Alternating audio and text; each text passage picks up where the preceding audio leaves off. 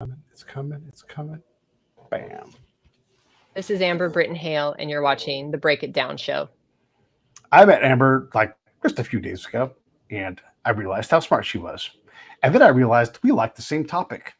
And then I thought, why not have her on the show? And so here we are in the night theater. I'm limping on one camera for some reason, so I've got my old camera. So when everybody sees me and it looks a little bit different, that's because I'm working off of my laptop camera. But that's all right. Amber, thanks for coming on the show. It's super cool that I get to work in this world where we get to talk about things like foreign policy and conflict and how to get better at this stuff, which coincides perfectly with the founding of the Ground Truth Center. I know you have also a nonprofit that you want to talk about. And so I guess first off, thanks for coming on the show. And I guess let's talk about your field of study and then we'll go from there. Sure, I'm happy to be here. And I was happy to meet you a couple days ago in our conversation and find that alignment. So, my area is foreign policy, but mostly foreign policy analysis, looking at individual actors and unboxing the state, if you will, looking at how a single human being makes a difference in history, in diplomacy, in action. Whereas for so long, it looked like states were making decisions. IR or international relations only looked at state level action. And I think we need to take a closer look again and see why it matters. When you look at the graduated cylinder of influence, do you have a sweet spot where you're like, you know what, right around boop at the whatever level is where the people who make a difference seem to reside? Well, predominantly, I'm looking at discourse, and that would be head of state discourse and diplomacy. So that would be Volodymyr Zelensky, or that's Kaya Kallas, or Maya Sandu, looking at what are they saying specifically and how that's being translated in digital diplomacy, who that reaches, what is the audience for Twitter or X, if you will, because a lot of this diplomacy is facing outward. It's not for the constituents of any state, it's for Western audiences or international organizations. And so that's who I've been looking at: head of state, decision making, power centers, and what they say, how they say it. So there's a Canadian general that his name is Romeo Dallaire, and he was part of a UN peacekeeping deployment, and it's one of the ones that worked. And he was saying that, hey, one of my biggest machines that worked was my radio, and I was able to use that in conjunction with the host nation leaders to put out messages that can, now, we're using smaller scale examples here, but I think it's illustrative of what you're talking about. And because they were effectively able to, and I would always say affectively able to communicate and get the populace to respond. In this case, the state was able to rally its populace towards a goal that everybody was happy with, at least in terms of the UN's and their chosen leaders, partners' goals. So, is this sort of the same thing, but in a smaller lab setting kind of way? I think it is. There's a long history of using propaganda, if you will, to reach the population. World War II had a lot of very notable examples. The US put out flyers telling, German Fraulein, don't worry about your husband. He's finding comfort in the arms of, somebody else. There's been a lot of this psychological operation in war and in diplomacy as well. So looking at some of those examples like Radio Free Europe or how do you reach foreign audiences, it's pivoted more to what I call infopolitik, and this is an EU diplomatic term where the state is responsible for its informational sovereignty. It is distributing the message, and they have a very strategic narrative in how they share that. So a lot of my area is focused on Ukraine or conversations, discourse around Ukraine. Hmm. So I've dug deep into what those messages entail. Even the Department of Defense, for instance, has very particular messages that they convey, and they mean significant things to the pivot of Ukraine facing westward. For instance, they've done an Advent calendar countdown on the Department of Defense or Ministry of Defense X channel this month. Every single day, like an Advent calendar, it shows a piece of weaponry day one Advent calendar. We thank our allies for this thing, which signifies a couple of things. A partnership. It also indicates something that maybe not everyone's taken notice of, and that is Ukraine changed the official recognition of Christmas to December 25th off the Orthodox calendar. So this Advent weapons countdown is messaging quite a lot, actually, in just one graphic every single day. So those are the kinds of things that I look at in my discourse or infopolitik analysis. What's being shared and who's consuming this? What does this mean symbolically? That's great. I'm typing a little note here. I'm going to put Amber's website up if you guys are interested. You can go check that out. I'm so glad you brought up this piece because here in America, we often lose sight of the fact that religion matters in basically every other country in the world. We went to Iraq and we're like, religion doesn't matter. Stay away from mosques. But they have the words Allah Akbar on the flag. And then in the former government of Afghanistan, the word Islamic Republic was in the title of the government. And we had a guy named Tim, my buddy Tim Furnish, and we were talking about the role of the Orthodox Church with Ukraine and how they appear to some eyes to be a Russian Orthodox religious stronghold. But now you see that, and there's a lot of, from my insider point of view, from the people that I know, they're like, hey, we're getting away from all of that. And you're also saying a similar thing, that we're going to go more with the Western Christian as opposed to the Epiphany holiday. We're going to go over towards this, December 25th holiday. And these are messages, right? Like we're saying, hey, we're with the West. And I've heard that also from the business side of things, where we're looking to the West. We're not looking to the East, even though they're aligned. Right next door is Russia. They're done with that, and definitely trying to come this way. Are we buying that at the state level, do you think?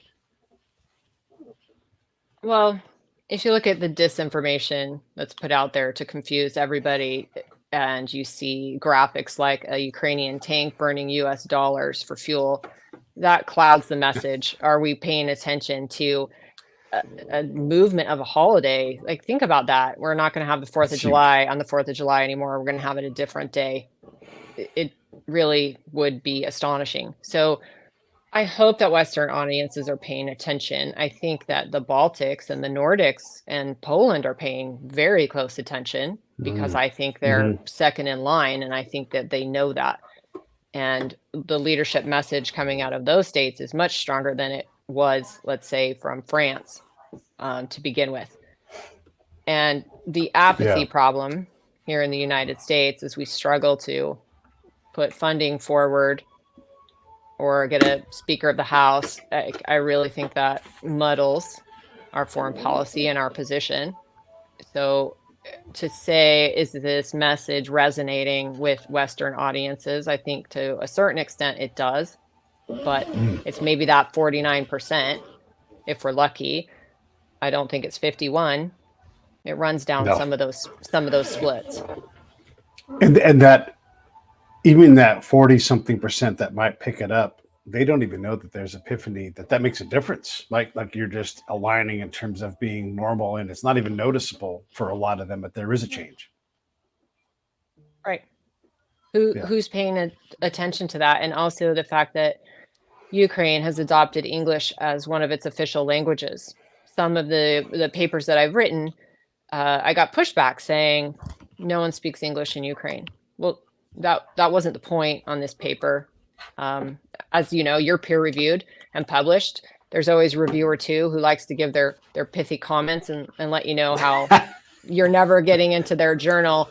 But this was specifically around English, saying Ukrainians don't speak English, but yet it is now officially, through their government, an adopted official language.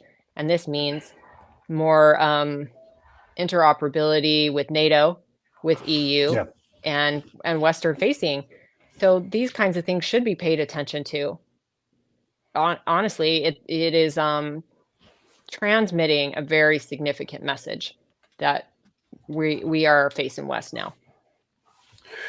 when you do your work, a lot of it is qualitative. I'm definitely in the same space because a lot of my information is not just my own experienced information that I've seen, but it's also my peers that are corroborating, like, oh, I've seen that. And then there's like a lot of axioms and experiences that come out and they teach you rules and lenses. And you're like, oh, if that's true, if then, and then you see it again and again and again.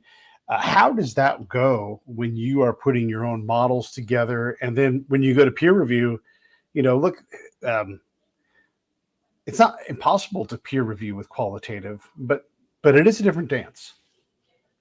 It is. So I have a piece of work that was quantitative. That was my dissertation.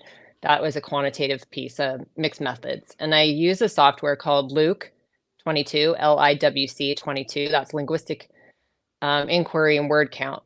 So when I coded Zelensky's speeches, looking for these different traits and what have you, I also used leadership trait analysis, Margaret Herman, who's the predominant authority in leadership trait, or analyzing leadership from a distance.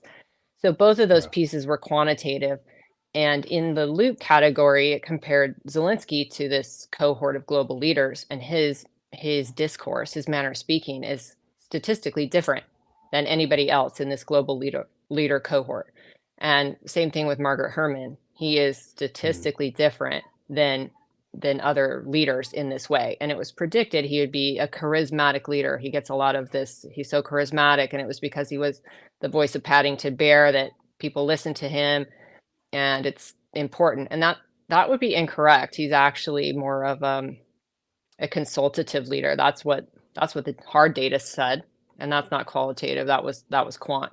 And I use Mm. quanti methods on female leadership as well, and it showed that this cohort of female leaders in power now are statistically different than Zelensky, but yet they have a lot of certitude and authenticity, and they're speaking forcefully in a way that's inconsistent with what's been shown for feminist foreign policy, actually.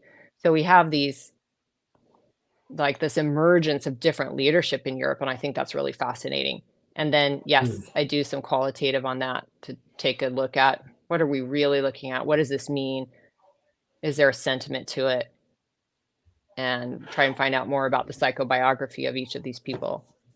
Ooh, yes, the psychobiography. We have a, gosh, is it a tendency? I'm going to say a tendency. Okay. We'll soften it up. Whatever 2 clicks to the left of tendency, that's to be softer and kinder. We have a, I don't know, whatever. We have a history of often picking the wrong person. And obviously Zelensky, we didn't get to pick, but we like to pick a leader. We like to push them forward.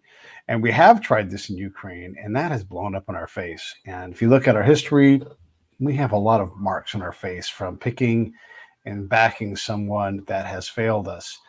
And Zelensky look, the country of Ukraine has its problems with corruption, and we can analyze his words, but he also, well, look, qualitatively, there's a lot of things that I know about him that involve him shaking people down and taking money to other countries that is American money and stuffing it into his own accounts.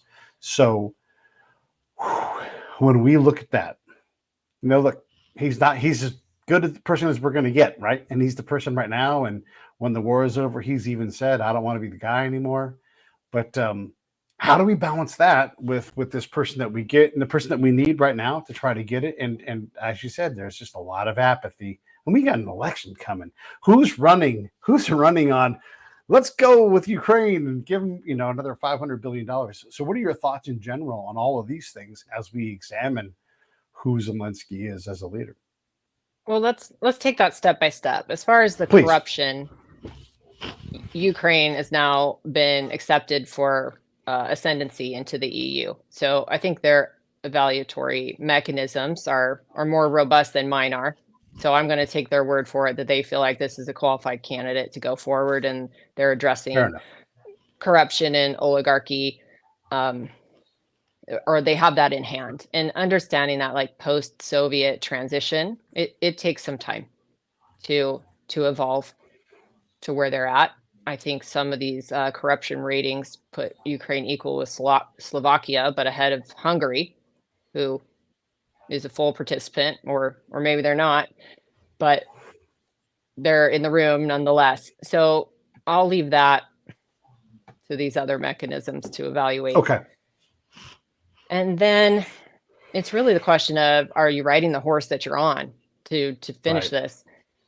Zelensky's approval rating is significantly higher than anybody else's ever has been. It was 90% at the start of the war. I think it's a little bit lower, but that can be attributed to war fatigue rather than, Sure. I think, governance per Okay. se. So I would leave that to the Ukrainians to choose their leader. And they've been, evolving since their Orange Revolution and their Revolution of Dignity to this place, and they're foreclosing around democracy. It's for them to choose, not me, not us. Right. Do you trust us to let that be the case? Not you and me. Yeah. All right. Well, So tell me what you think about levers of power and how they're used. Is there I don't another trust us for candidate? 1 second. I don't Okay. trust us for 1 second. No, because there's too much money to be made. And look,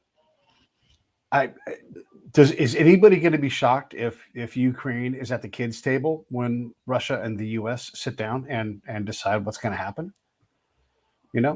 I don't think so. And we've already picked. Look, we've got a history of doing this. We picked who we wanted to be the person in Afghanistan. We've already basically picked the person in the past in Ukraine, and so no, I mean we definitely will want to try to pick the person we want it to be when Zelensky is done. I don't trust us. We don't deserve that trust. And the people that are in charge right now, this is not political. The people that have been running a lot of our foreign policy are the same people that have got us through where we've been the last 20 years. I mean, none of these people are new. And so they don't, in my case, from what I've seen, they don't deserve our trust that they'll get it right or that they'll choose wisely. That's Pete's opinion based upon past performance. I think that's fair. So do you think it makes a difference that we don't have troops on the ground in Ukraine? We're not occupying Ukraine the way the U.S. was in Iraq and Afghanistan, actually being able to put somebody on the throne, like logistically speaking. And perhaps this is why Zelensky said, no, we're going to do it ourselves. Send the toy box. We're doing this ourselves.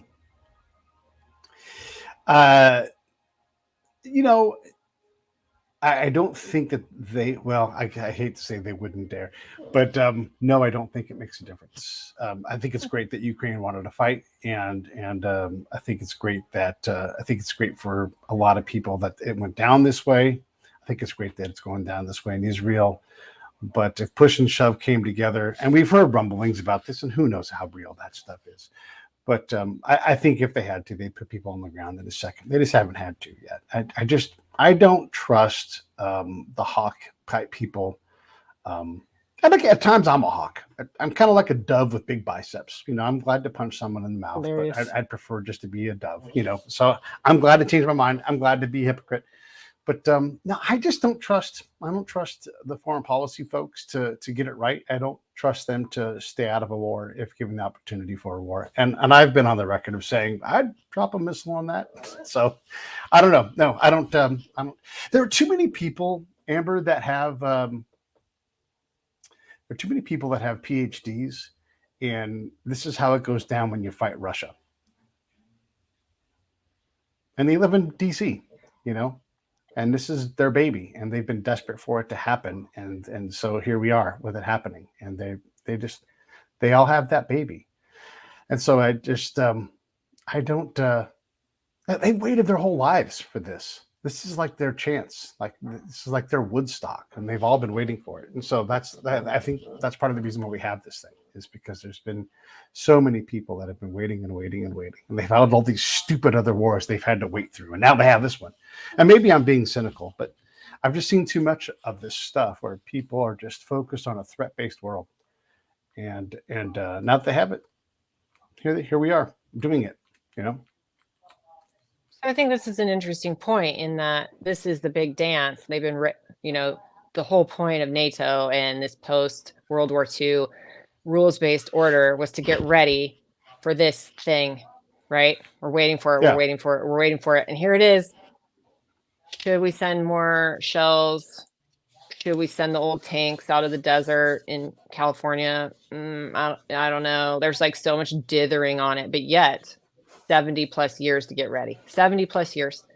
And I find that to be the most problematic, that decision-making framework that there's literally nobody down there to execute a solid, cogent plan. Where's the Marshall Plan for this thing? Or why can't we have a Mm, Korea model in Afghanistan? There's a lot that's broken, and it boils down to leadership, in my opinion, and where that is and what level that is. I think that's where we need further analysis, and international relations, my area, mm, really broke down on that. And for so long, as I mentioned before, the individual didn't matter. And then, whoops, here comes Donald Trump. And why did he matter so much if individuals don't matter, if it's state behavior? And we're looking yeah. at France and Poland and Germany and what they're doing. But wait, Donald Trump's going to ruin the world. Even Jervis started writing about Trump. Like, it is about a person now, and we've shifted back to that. So people are mattering. So where are the decision makers? Where's the leadership? Who's choosing what we're doing? Yeah. And I think that requires more attention, in my opinion. And looking at Eastern European leaders, like I said, the Baltics and the Yeah. Nordics, they've been ringing the bell for a while to say, hey, we're spending a lot of our GDP on this. We think this is important. Don't turn a blind eye to this. We know what this is Mm. about.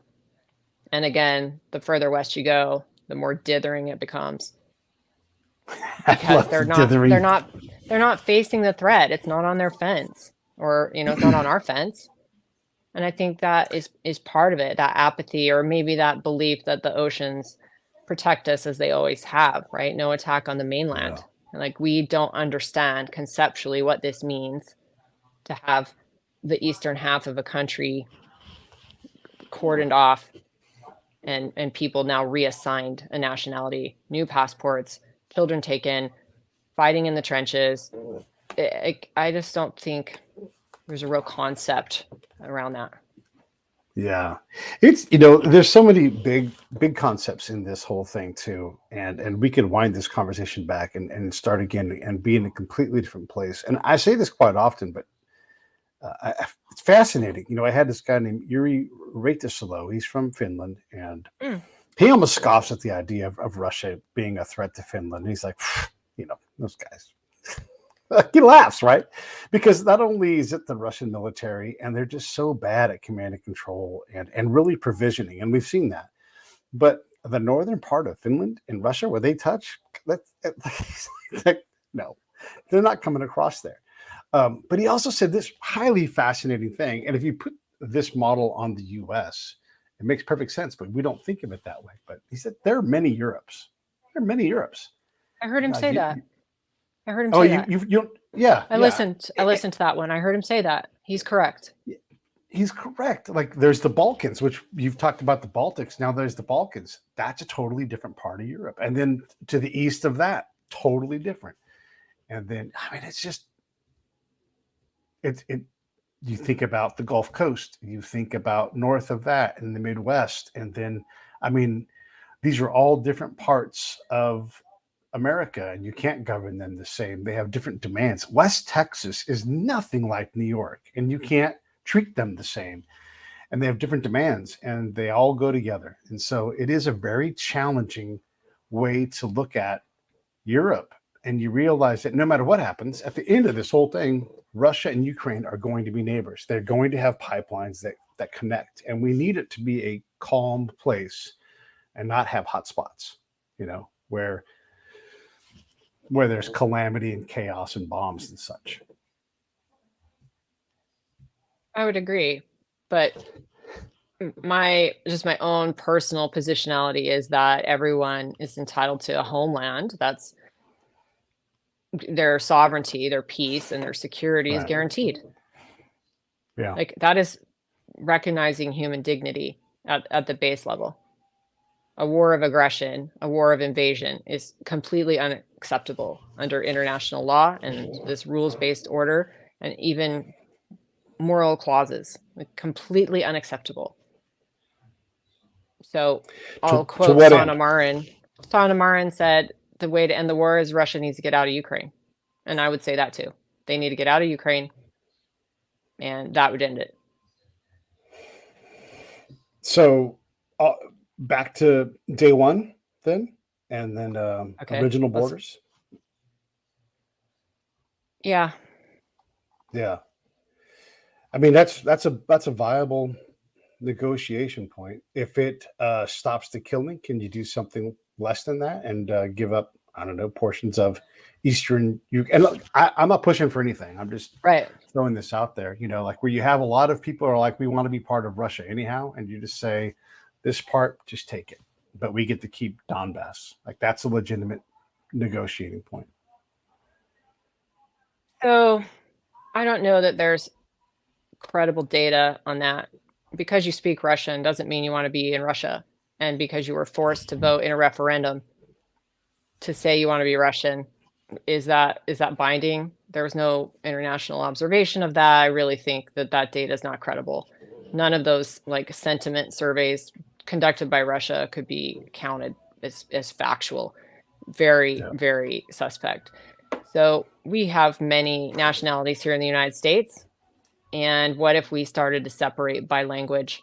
The lower half of the United States, there's a lot of Spanish. So if Mexico wanted these bottom three states, should we allow that? Because there's Spanish there. And I think the same can be said for Russian. Just because people speak Russian, which was forced on them under the law when they were a Soviet satellite, I don't think that means they want to be Russian. So I think that needs to be like walked way back to, these are the sovereign borders, is what Ukraine wants. Zelensky said, we're not going to leave a grandpa in a village occupied by Russia. And I think it's up to them to fight as long as they're going to fight. However, I'm not an ideologue. I want to be really clear about that. Like, this isn't partisan for me. This is more, again, my positionality. What do I believe? That people can live in their sovereign territory, free from harm, free from incursion, free from wars of aggression. That's what I would like to see. And it can be idealistic. I'll concede to that. I'm idealistic when these things happen too, by the way, and I like to call myself the practical advocate, but the tactical advocate's about to speak right now. And here's the reality: is when people do. So first off, if someone said Donald Trump's going to win by whatever, however many polling points, I give two fucks about all that stuff. But we all know that these polls are all a mess, right? Here in our nation, where there's not violent strife going on. Maybe this political strife. We did, and this drives me crazy. So Afghanistan's a very dangerous place. There are basically no roads in Afghanistan. I'm talking to the audience. So we are fully one county off of the paved road where the Taliban reign supreme. We don't even know how many people live in this county. And we requested a survey because we were like, you guys have to use the survey technique, people. And we're like, it's a waste of our time, but okay, we'll do it. And so we got our results back. And the results took a survey with results that were greater than the known population of the county. And we're like, it's just bullshit. There's no way anybody was going to walk in this area that was so hyper dangerous. Like, I can't tell you how rugged. You couldn't drive. You had to walk, and it would take years to do this work. And they came back with more people than were known to live there, right? And so this is a survey, everybody. So you don't have to go see everybody. And so they supposedly talked, I think, like 10,000 more people than lived there, and approximately 15,000 people lived there. So this data that people get in these regions, unless someone else is checking it, it's all bullshit. So like these surveys in Gaza, where they're like, these people think this about Israel. Maybe, maybe not. Can you imagine running survey data in Gaza about Israel? I mean, like, who in the world? Huh? Are you sending out Qualtrics? Is that how Yeah. you're doing it? Like, I'm Oh, very skeptical, very yeah. skeptical. And that's what people have to understand. So when you go to the eastern part of Ukraine, and this is why I'm saying all this stuff, who knows what the reality is? And you're 100% right to be skeptical. And I would say all of that. And people, the quants who love that stuff, bullshit. It's all bullshit until you can prove to me otherwise. Because I don't know the do if I'm gathering that stuff is get paid, and I'm probably not going to leave my hotel room. I'm just going to fill the stuff out, and I'm just going to stay alive, and I'm just going to be like, here you go, here's your information, make it up. So I'm not saying that Well, absolutely happened, but probably. no, but it's been happening. I mean, think about the Brezhnev era when more people voted than were represented, or in population counts. Like this is a very Russian thing to have more Yeah. people than are counted. So just like Afghanistan, if you have 10,000 more, you have 50,000 more than are really there. And Putin continues to win elections by that same math, by that same That's math. true. That's true. That's true. Fifth term, Okay, going for the fifth term. so we know that the quantitative method is very challenging. Obviously, qualitative, we're supposed to be suspect of that too for obvious reasons because stories are stories. But the use of that one person, I don't. Do you know who David Livermore is? He's like what's his book? His book's right here. He's like the cultural expert. He's a PhD, and he is like the expert on culture. He lives in San Diego. We were talking the other day about how do you build someone who's culturally savvy. He has high CQ, and he's like, I just don't know if you can shorten the time frame on building someone who has that capacity to be interculturally smart. And so you take someone who's going to be diplomatically savvy. They've got all of the elements. Like if you think about an elemental table for a diplomat, how long does it take to build someone who has all the pieces that they need to be an influence? I hate to say influencer, who has the influence to change something, and can they reliably do it no matter where they end up?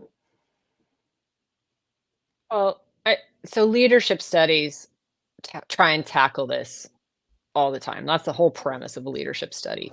Like any of these programs, such as the one I went to at Pepperdine. It was a PhD in global leadership and change. So really analyzing leadership and the traits of leadership.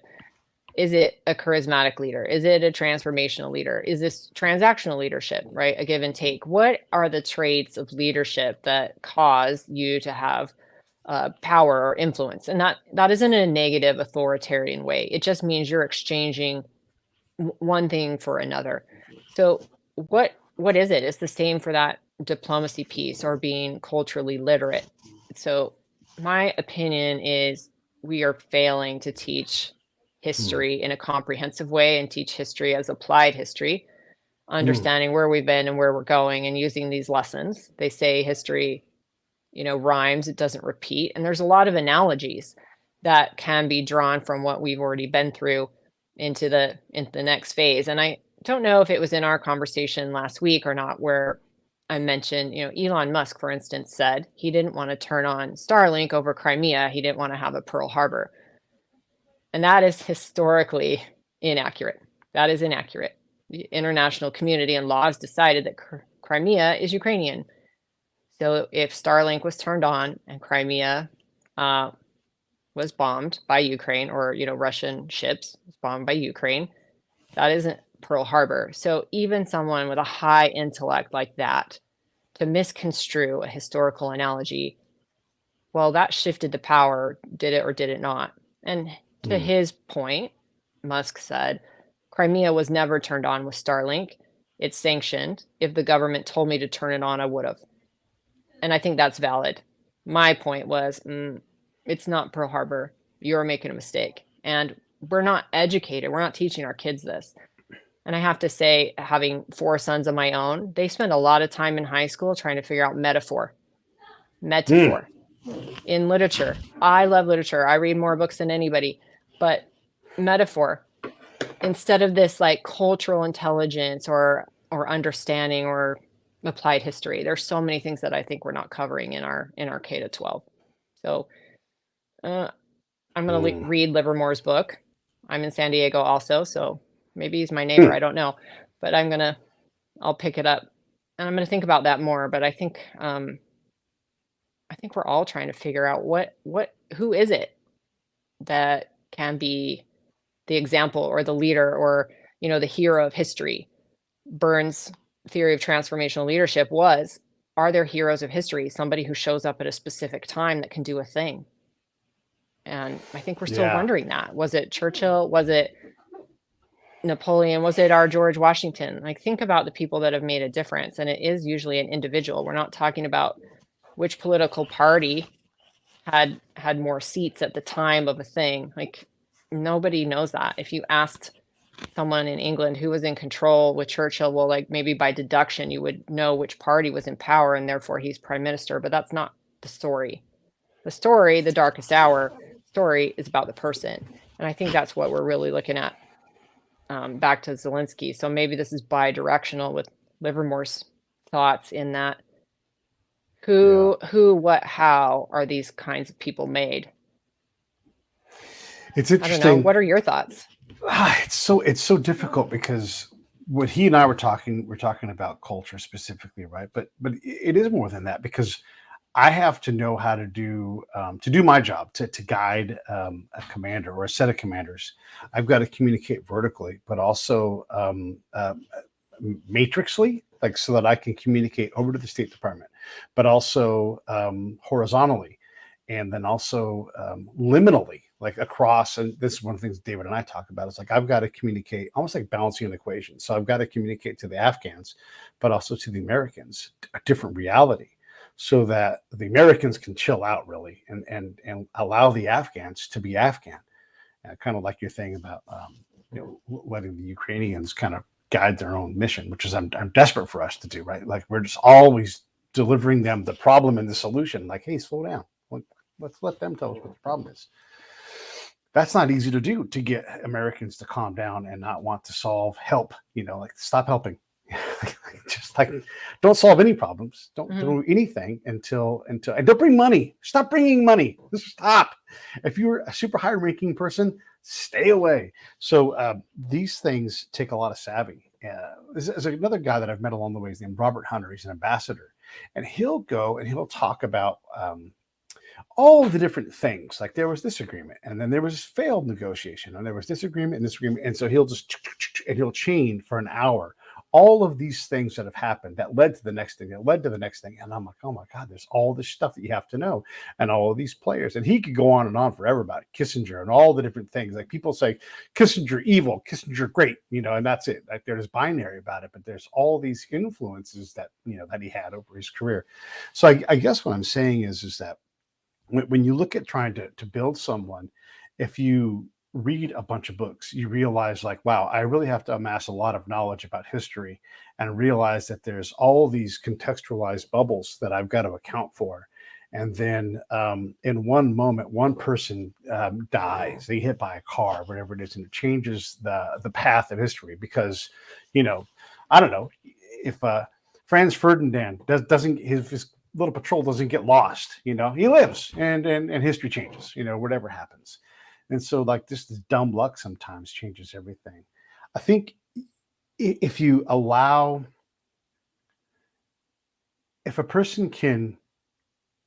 Americans can reduce their ego by going in foreign places and allowing that big, I'm really hard on State Department. I told you this before we started. I'm really hard on State Department people. If you can allow that big, fancy Kennedy School of Government degree to allow you to be dumb, and you can sit there and just learn and just be small and have nothing, and then you have a chance to start and have no ego at all. Then you can go, okay, how do you guys want to solve this via your cultural path, and how do I do as little as possible to still accomplish my mission? If you can figure out what that path looks like for someone and teach that 22-year-old or 25 with a master's degree, if you could teach that person how to do that in, say, 7 years, something like that, then maybe that's the path where you can, I don't know, several years after that, have someone who can reliably go somewhere and be calm enough and have confidence to positively work. But I think you just got to go make so many mistakes.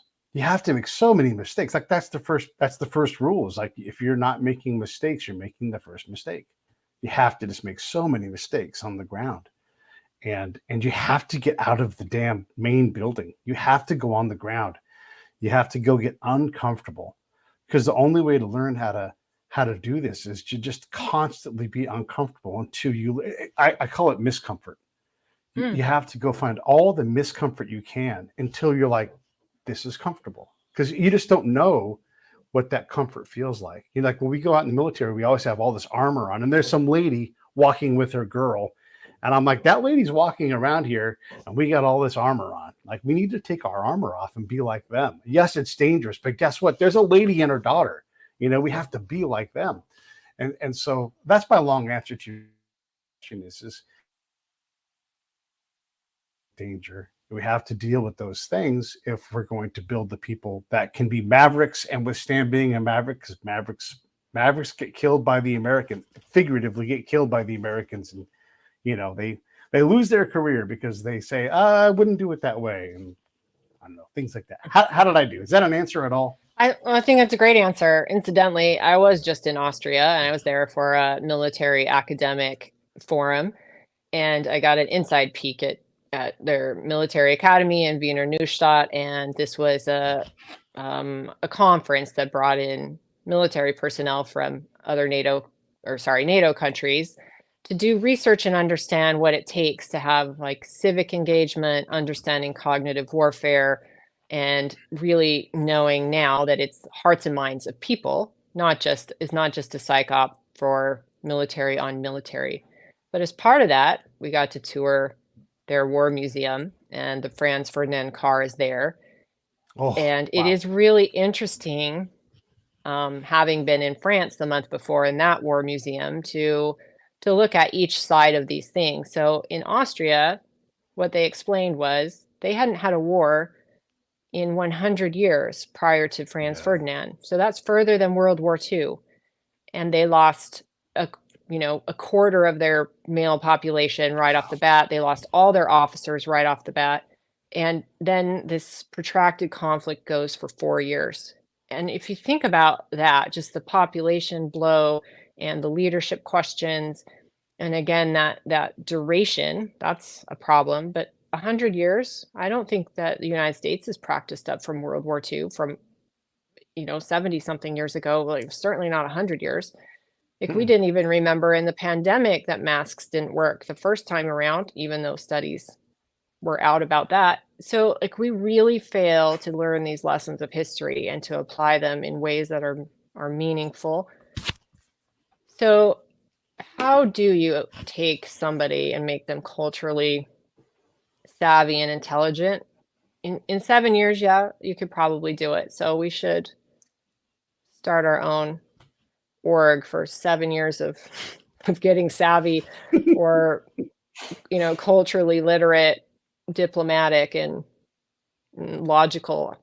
But yeah, I see where you're coming from, but there are certainly some challenges. And I think what's helped me is, as I mentioned, I travel a lot, and I've had the opportunity to look at something from the other side that I hadn't looked at before.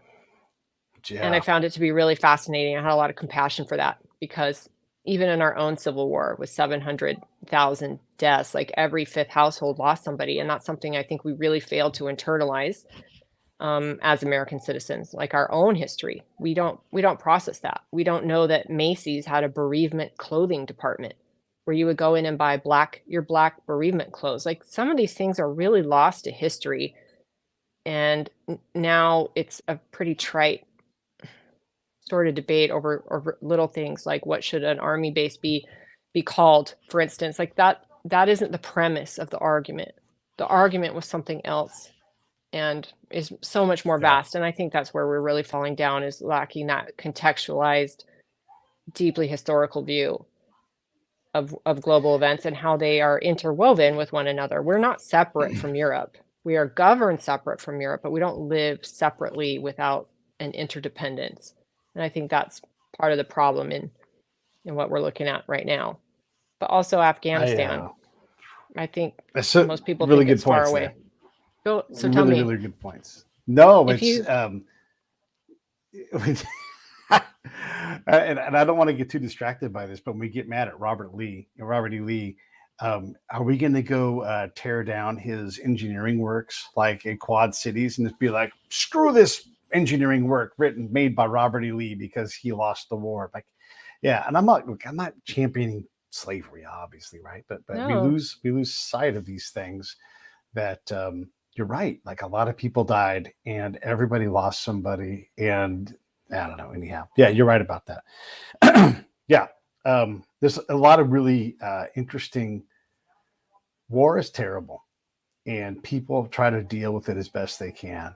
And when the war dragon gets out, it eats whatever it wants. It destroys lives, it destroys fortunes, and people don't know what to do. And they hurt for a long time, and nations grieve for decades, and regions don't ever get better, and political decisions are made in spite generations later because their grandpa had one leg or whatever it is, and the road goes and leaves that region, and that region is just cut off from humanity. I mean, this happens all the time in like the South. You drive through the South and you see just how horrible it has been for them, and like just how badly that region still suffers in a lot of areas. It's terrible.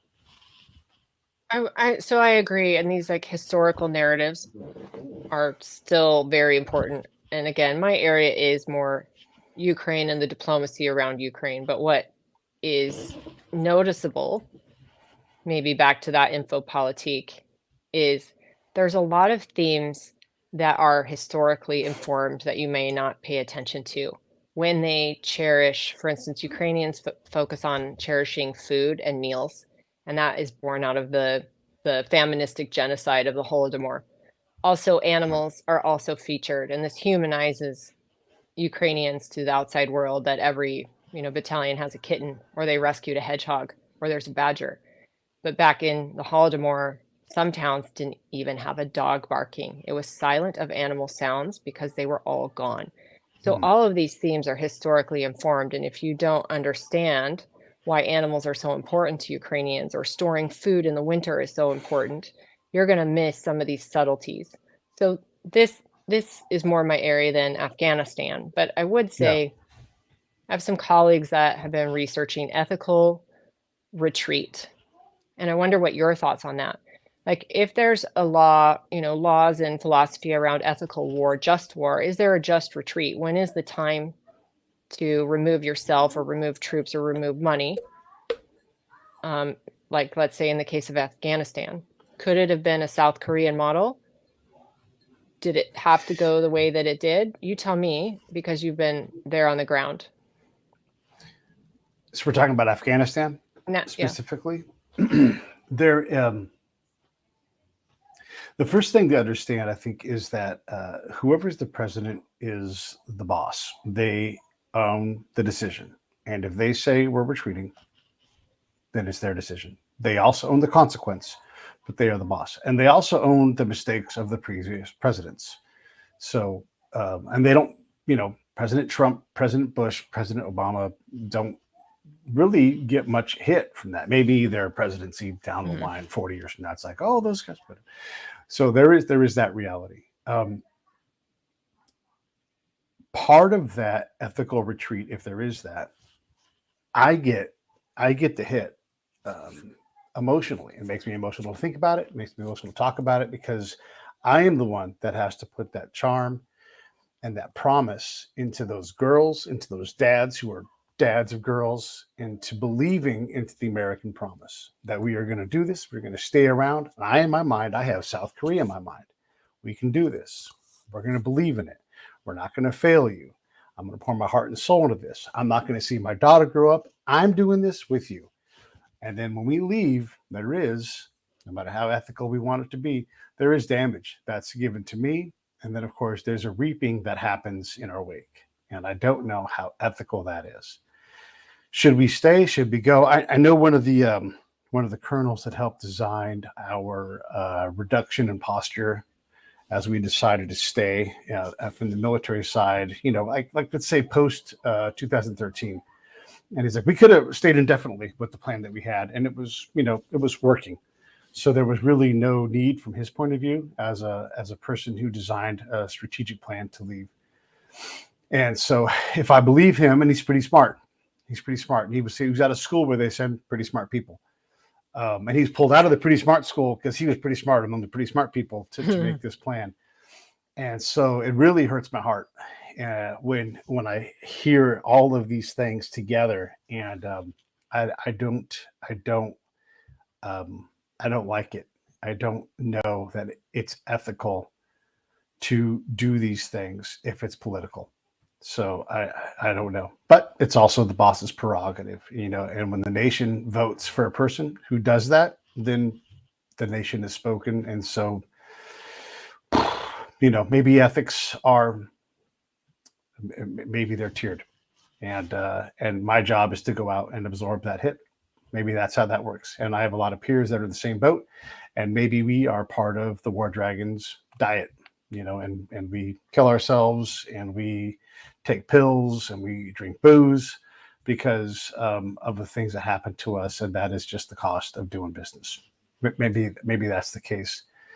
I don't know. It's really, really hard, and I don't know. Ethical retreat. It is. I think that's an adorable policy. It's an adorable thing. Oh, aren't you cute with your adorable retreat? Yeah, I don't know. I don't know if I buy it. It's probably something, but ethics are just so challenging. I think I talked to you about ethical saturation. Yeah. Where there's only so many things you can do that are ethical, and then you warp ethics into something that is hideous and horrible because you can't take on enough things. And I think ethical retreat is past that point where you can't say something's out there to look Pete in the face and say, oh, this is ethical. And then I get to punch you in the fucking mouth, because I go, no, it's not, because you just killed that girl. And unless you're willing to go look at that and that little girl in the mouth, on the side of that hill and say this was a good ethical decision, then you don't get to claim it's ethical. I think that's where I'm at on that, but maybe I'm being unfair, and I'm prepared to be wrong. I think it's contestable in that way. My point when I heard this presentation was, what about the generation of women and girls that have been working for the past 20 years, having occupations, going to the beauty salon, going to school, having their own businesses, walking freely? They haven't known anything else. I have a child that was born in 2000. Or 2000, 2000. He's, never known anything but post 9/11 world. That's it. Just like these girls. So if I were to say, you can't go to school anymore, and you can't do this, and you can't do that, that's been the entirety of his life. And I really wonder where ethics could have been factored into that, to remove a complete and total way of life for a generation and turn it into something else when it wouldn't have taken that much to keep it going. Those are, I think those are very ponderous questions, but that ethical saturation, I think we could look at Eastern Europe and some of those post-satellite states as well. Like it takes a minute to evolve. Democracy is an evolving organism. Like we still have our fits and starts here in the United States, right? Oh my gosh. The original, the exporter of our Constitution all over the world, we are still struggling. The Speaker of the House argument, like we are still struggling. Yeah, and we lose sight of where we were in our nascent stage, and how people get mad at the and I don't want to distract us too much. The 3/5 compromise, that was a compromise to exist. It wasn't to do anything other than that. And good and bad, if we don't make that compromise, it doesn't happen. And so we had to make these horrible, horrible things happen along the way. And we slowly added more and more rights, more and more protections, more and more, and we, over the history, we tended to do like a job of adding more benefits, more protections, more rights, as opposed to taking away. So it takes time to do these things. And when we expect a society to make this completely massive jump, that is outside what most societies are prepared to do. And we don't, from a policy and a diplomacy point, it's adorable to say, hey, your rule of law is wrong. You're going to have to change that. And you don't understand what rule of law exists on the ground. And it's inappropriate for us to do these things, just like it's inappropriate. First off, like if we're going to talk about female issues, and I'm peer reviewed on this, it's inappropriate to go in and change someone's approach to how they raise their girls without spending a lot of time. If you're going to be ethical, you have to spend a lot of time understanding what you're doing, and you have to have professional people do it, not some lady who's a sergeant and her qualifications are she's some lady. Like that is not ethical ever. And there's a lady who's an actual anthropologist, and I asked her, he's a real pro. This is decades in the field, and I said, when can we develop someone who's capable of doing that kind of work? And she said, never, never, never, ever, ever. And so there's your answer.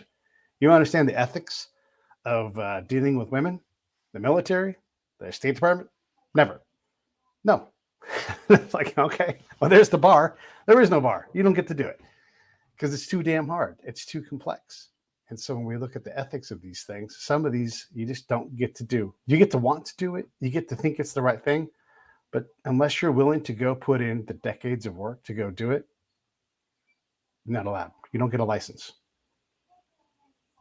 I think you make an interesting point, and it reminds me of this panel I was on earlier this year, and the topic was leadership in defeat.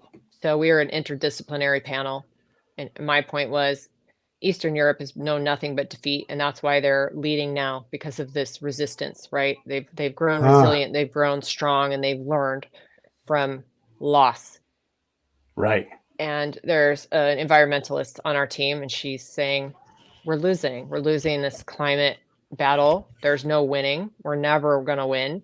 How do we keep leading when it's so hopeless?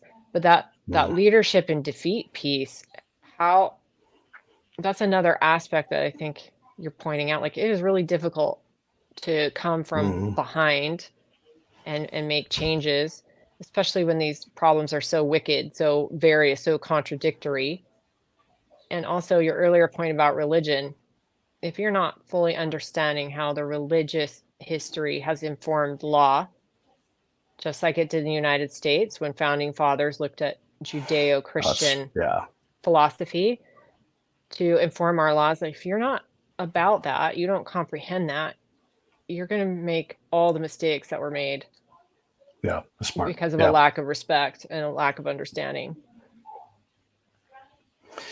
Yeah, one of the laws or the axioms I've developed is, first off, when the U.S. shows up in first law of instability operations is when the U.S. shows up, we are a net destabilizer, and the second law is we refuse to accept the first law, and we can't learn the third law because we've got this loop that happens between the first two laws. And then the other problem is that everybody else is better at instability than we are because we just live in a stable place, and we complain when the power goes out for 2 hours.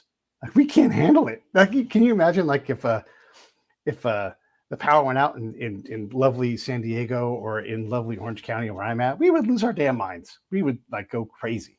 But for sure. The summers we had rolling brownouts. Oh my God. I mean, what kind of banana republic are we living in? Yeah. It was devastating. Yeah. like, it was morally defeating. It would be New Scum's fault, happening. We get mad at our governor, who's not anywhere near us. We just lose our minds. It's somebody's fault. Yeah. And they're all better at this than we are. They're all better. They're all like, we don't have good water. That's every damn day. Yes, we have to walk somewhere. That's right. It's muddy here. Yep. It is just, I have one of my modes of transportation is a donkey and a cart with old tires. Yep. I mean, that's just Eastern Europe, over and over and over again. We, when I was in Afghanistan, we lived with Romanians, and they had a chow hall. It was an old, just a building. It was like a regular, like, cinder block building, and we would walk through. But there was not enough doors. They didn't have like an entryway with another door, so the cold just came in. It was like 0 degrees outside, And so someone have to sit on the table and massage the box of orange juice so that it wouldn't freeze. And so you'd look at the person like, hey, I'm going to get up. Can you come? And then they would come and they would have to massage the orange juice because it was so cold. The Romanians didn't care at all. They were totally fine in there. We were all freezing and complaining because it was cold. Didn't bother Romanians.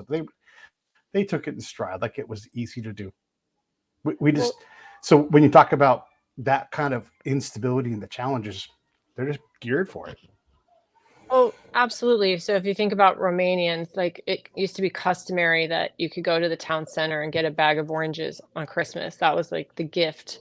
So to have orange juice, like what a luxury for anybody that grew up in the Ceausescu era. Like anybody over than, 25 years old would understand, like, we have oranges. What a privilege. Like unbelievable. So again, those historical threads that weave back and forth, I think that does take a minute to teach. I'm going to think about all these questions that you've raised today. Like you've given me a lot to think about.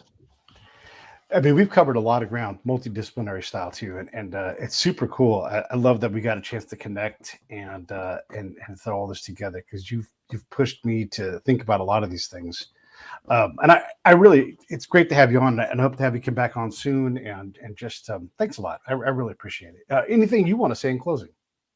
No, I really appreciate the opportunity, and it was just happenstance that I got to meet you recently in a Pepperdine forum. That was pretty incredible. That was my first time doing that forum, and I have nothing but great things to say about that university and my experience there. And so I was hoping I was authentic about explaining, like, this was really great for me. And turns out I've met some really fantastic people through that forum, including you. And I appreciate that very much. Like this strategic convening of minds and thoughts and being so cross-disciplinary. I like it. And I appreciate your time. I love it. Yeah, likewise. All right, let me run these credits and I'll come say goodbye to you. Hey, thanks for watching the show. I really appreciate it. Right here, you can subscribe. Please do that. It makes the show grow. Hit that notification bell so you know which incredible guest is coming up next. Down below is the PayPal link. You can put a small subscription in. That is an enormous help. All that money goes right back into the show. And then right up over here are the next episodes you should listen to, curated by yours truly.